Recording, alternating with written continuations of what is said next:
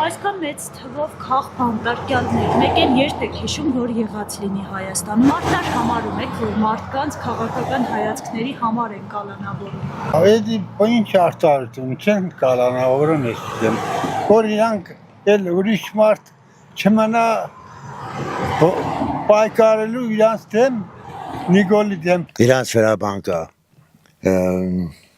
ինչ անցեմ, պլանկա, այդ պլանը պիտի կատարեն։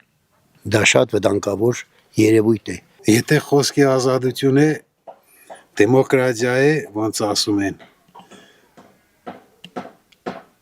Պետք է ով ինչ մտածում է ուղիղ ասե, բայց տեղը կա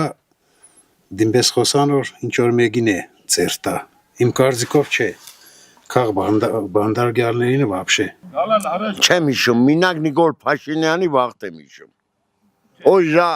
ճամպեն բաց է, որ ինքը նորից ընդեր